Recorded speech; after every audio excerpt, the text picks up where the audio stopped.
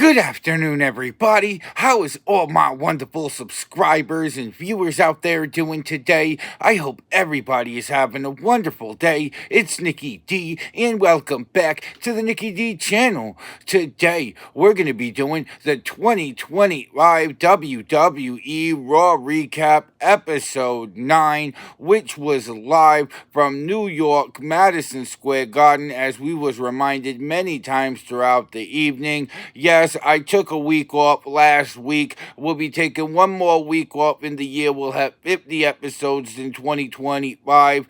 What was your favorite moment of Monday Night Raw? Let me know down in the comment section below. You want to say hi? You want to talk about wrestling? Just post a comment down in the comment section below, and I read and reply to every positive message I see. Don't forget to like the video, share the video all over social media, and smash that subscribe button so you could be notified of when I drop my next video. With that being said, I hope everybody continues to have an amazing day, and without further ado, let's get to... And this week's episode of Monday Night Raw was live from Madison Square Garden in New York City, as we was reminded many times throughout the evening, and we kicked things off with a Yeet Party. Jey Uso showing up.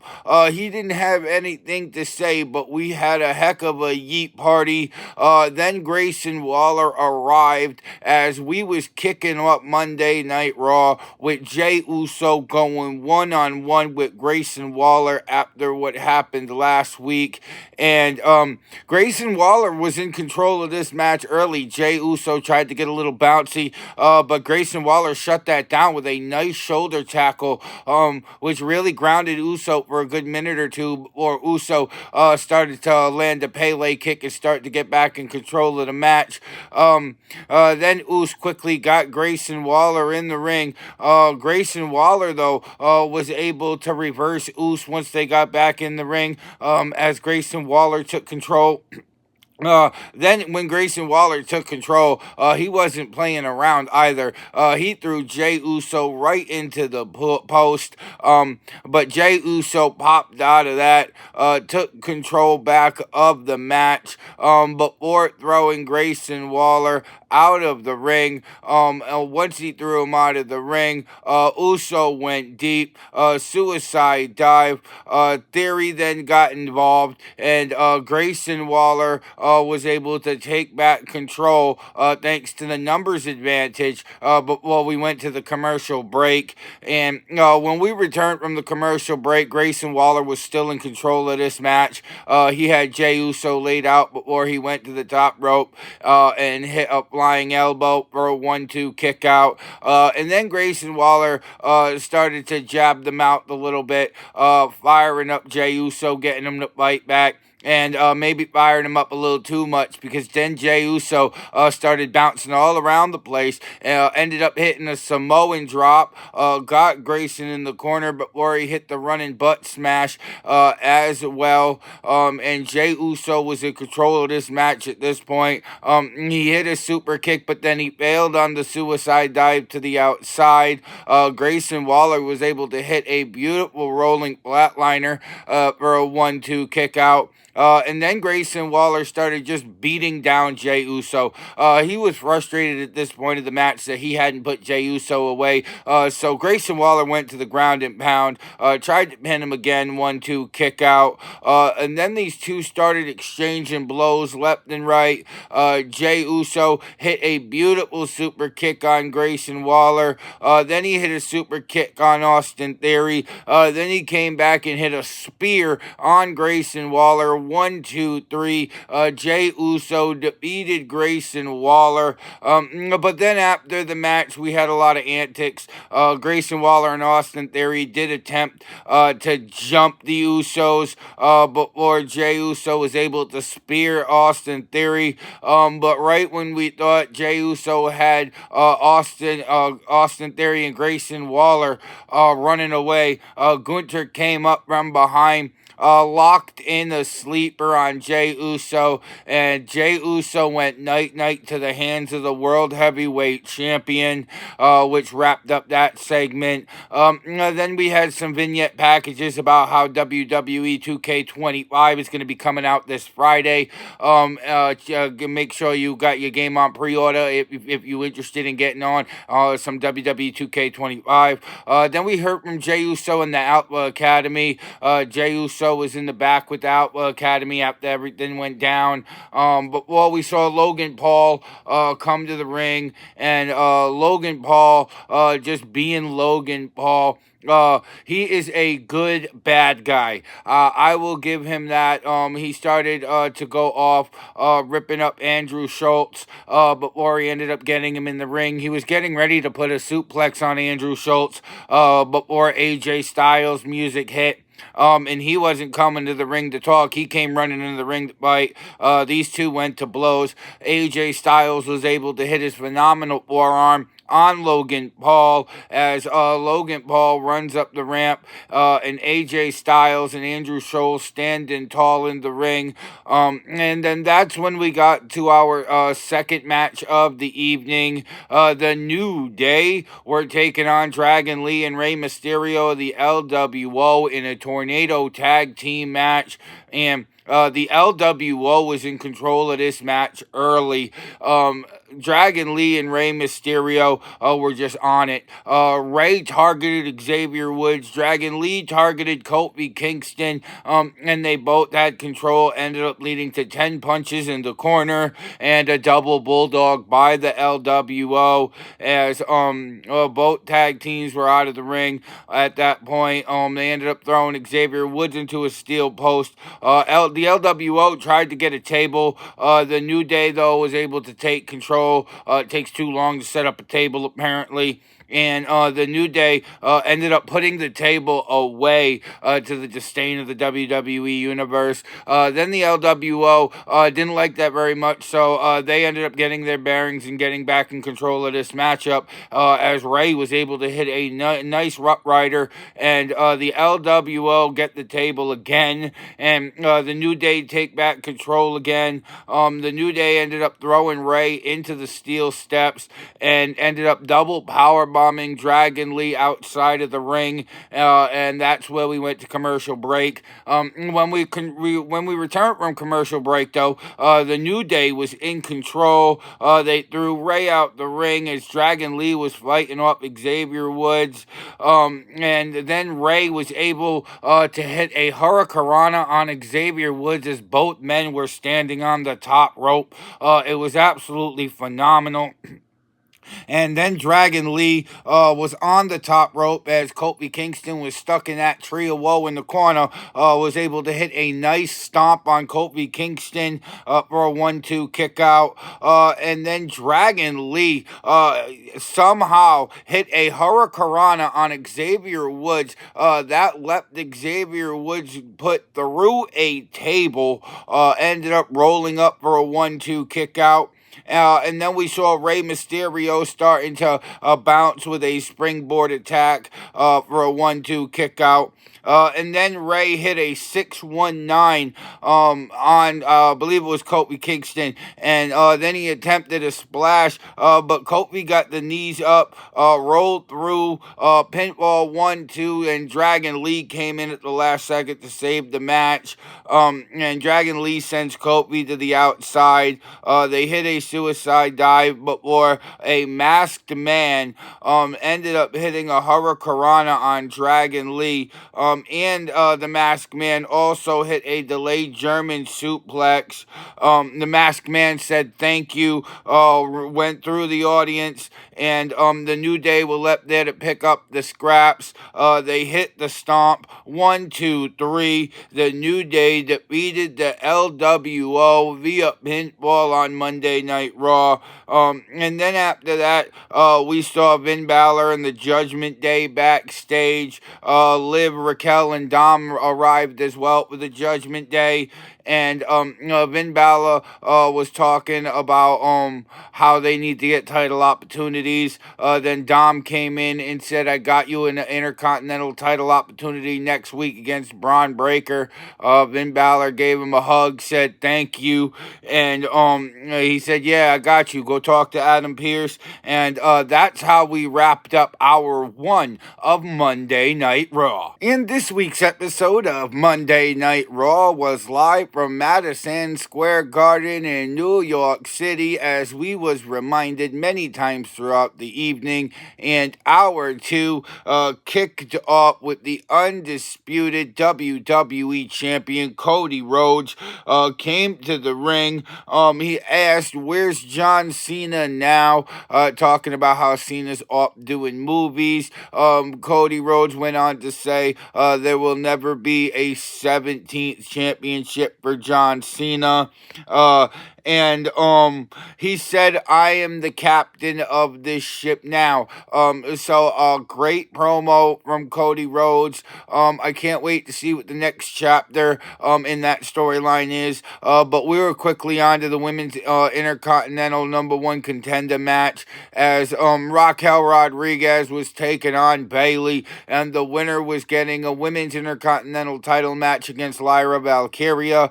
And Raquel was in control of this match early, really proving the power game of Raquel Rodriguez. Bayley was sent flying to the outside as Raquel was thrown into the ring, and Bayley was fighting back, getting some offense in, before Raquel just came out and hit a beautiful shoulder tackle on Bayley. Came out, hit a second and a third shoulder tackle, but the resilient Bayley hung in there and turned out her own deep arm drag on Raquel, and we was looking at women's tennis here. Then Raquel was swinging Bayley around, got a good 3 or 4 swings before she released to Bayley, and Raquel followed it up with a beautiful all-the-way slam. But Bayley was able to get back into the match. She was able to hit a beautiful splash in the corner, spilled out of the ring, and Bayley was able to hit a flying elbow right before we went to the commercial break. And when we returned from the commercial break, Raquel Rodriguez was in control of this match until she missed a leg drop. And then Bayley hung Raquel out on the rope, got a good leg drop from the top rope on Raquel. And then Raquel ended up kicking away when Bayley was trying to drag her into the center of the ring. But Bayley came in with a flying clothesline for a 1-2 kick out, which really angered Raquel, and she really got mad about it to the point where she beeled Bayley across the ring. And then Bayley took Raquel's own momentum against her with a roll through for a 1-2 kick out. And then Bayley hit another elbow for a 1-2 kick out. And at this point, Bayley was rolling against Raquel Rodriguez. She hit a suplex. She went for a rose plant, but she missed it after a 1-2 kick out. And then Raquel sensed things outside. She ended up eating the post, which is where Dom and Liv set their distraction. And Raquel was able to get back control of the match after she slammed Bayley.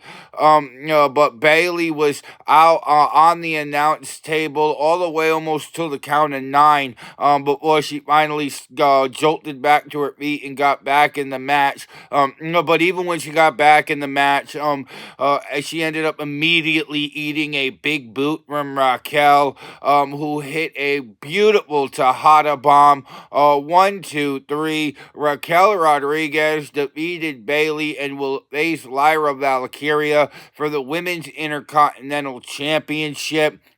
So I can't wait to see those two women go at it.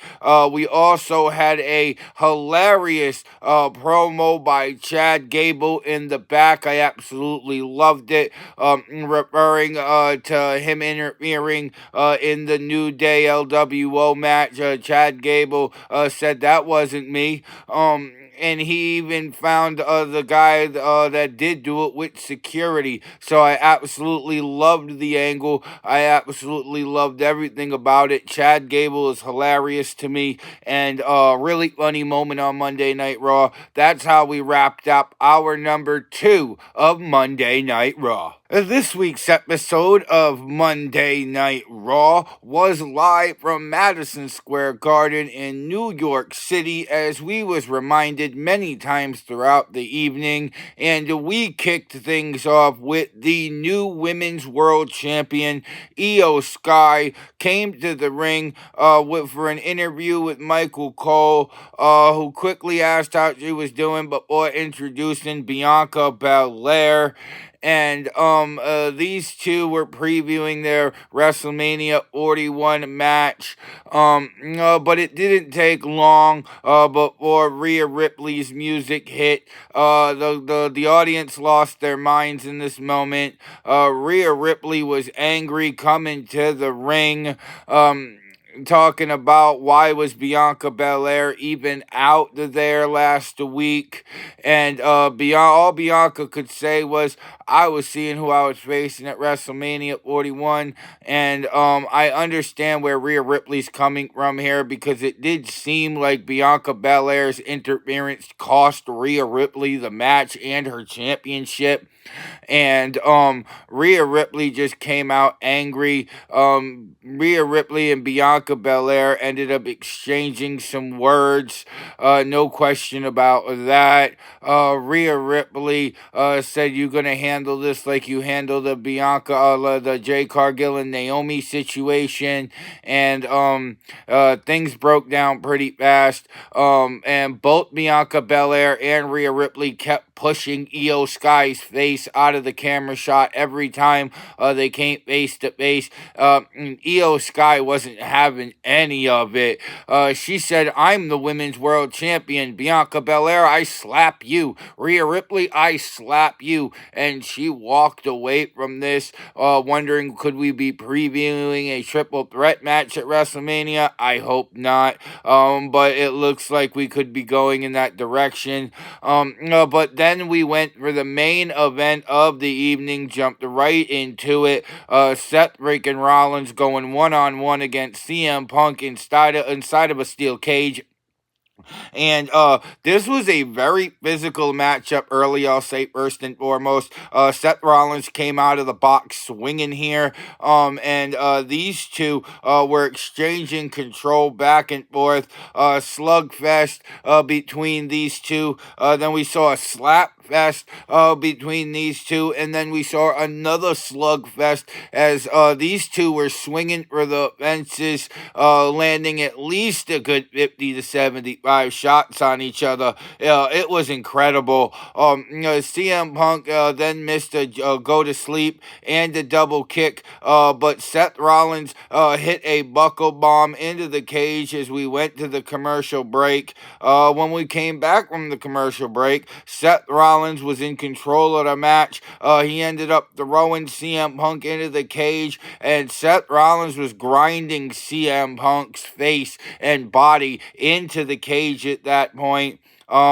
At that point, Seth Rollins had opened the cage, and he offered CM Punk a way out, but CM Punk ended up flipping off Seth Rollins, and Punk ended up getting control, and he drove Seth Rollins into the cage, ended up hitting a go to sleep. Punk ended up hitting running knees, ended up grinding Seth Rollins into the cage at that point, and CM Punk hit a knee right to the back of Seth Rollins' head before Punk offered Seth Rollins a way out. And then Seth Rollins flipped off CM Punk. And CM Punk ended up hitting running knees and elbow and some more elbows.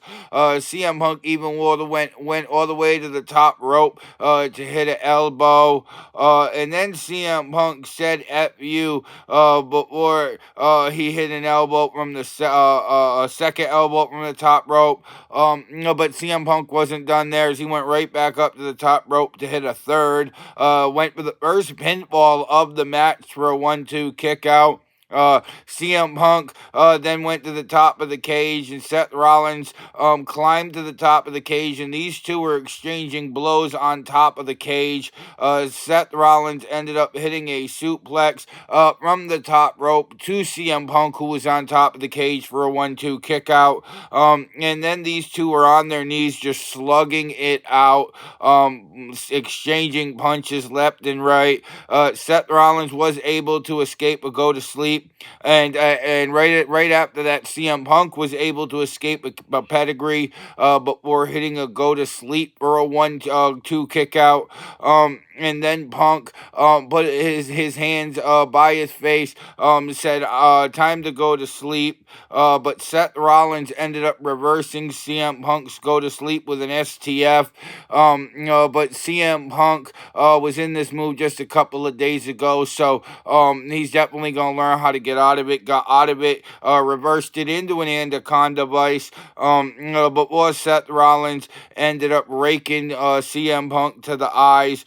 Hit a stomp for a 1-2 kick out. Seth Rollins then tried to go to the middle rope for a big stomp, but missed it. CM Punk hit a go to sleep for a 1-2 kick out. And then CM Punk hit a stomp on Seth Rollins, looking for another pin for a 1-2 kick out.